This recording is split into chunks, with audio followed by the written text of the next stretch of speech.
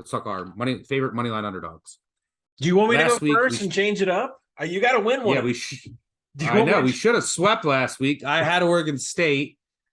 I've had a couple really bad ones and then a couple just heartbreaking ones. Yeah, you can go first.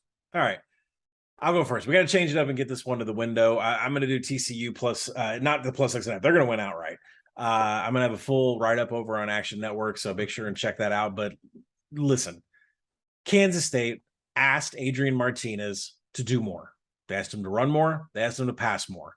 The result, he had 4 rushing touchdowns on the ground. Oklahoma had absolutely no answers. It was a blitz by Kansas State and a dual threat quarterback. Venables commented earlier this week, the linebacker unit for my defense is an issue. We have no depth, and there's no chance we're playing any freshmen.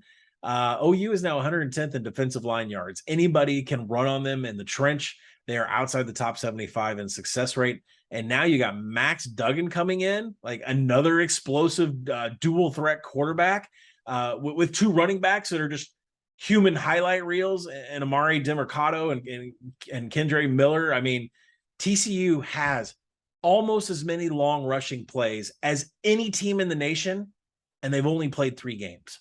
And that is just not going to be good for the Oklahoma defense whatsoever. You can't expect the Sooners to improve against a dual threat quarterback like Max Duggan after what you saw with Adrian Martinez. Now, Dylan Gabriel is going to get his points in this game. The Oklahoma offense is going to score against this TCUD.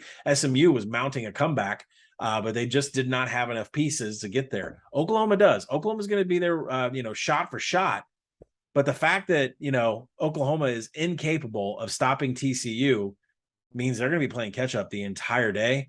This game is going to come down to whatever offense stops themselves. And right now, considering that Quentin Johnson owns Oklahoma in this series, I don't see TCU stop scoring at any point in this game. Give me the Frogs to send the Sooners to 0-2 in Big 12 conference play. Sooners 6-12 against the spread as road favorites since 2017, by the way. Yeah, I agree with you here. I'm just waiting on that 7 to see if it pops. I'm going to go with Troy. Troy money line against Western Kentucky. This is one of the first bets I made earlier this week as well. I saw the 5.5 and I said, "What? Why is this line 5.5?" And they're going to be my round robins. I like the money line. Western Kentucky is the definition of overinflated in the market due to flawed perception. They've been great. If you look at all their offensive numbers, they're elite. But we know they lost Zappi and a bunch of pieces and on both sides of the ball.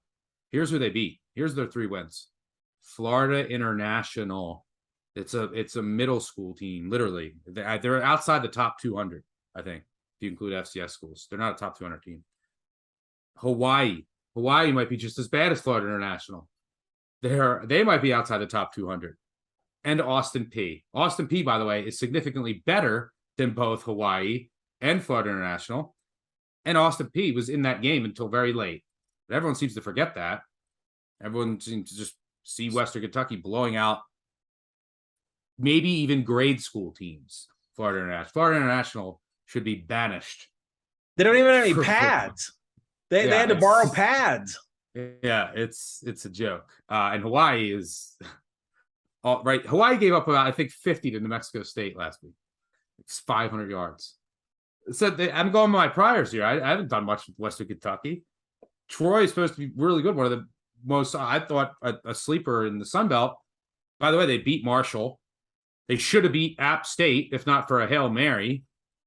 And they lost at Ole Miss. One of the best defenses at the Group of 5 level, led by Carlton Marshall. I think that they can contain this Western Kentucky offense, which is going to be in for a rude awakening, going from the clown shows that they've faced to this Troy defense. And then I think Troy will have some success moving the ball against this Western Kentucky defense. This game's a coin flip. If not, Troy should be favored slightly. Give me the Trojans. So we're going Trojans and Frogs. Let's get it done this week.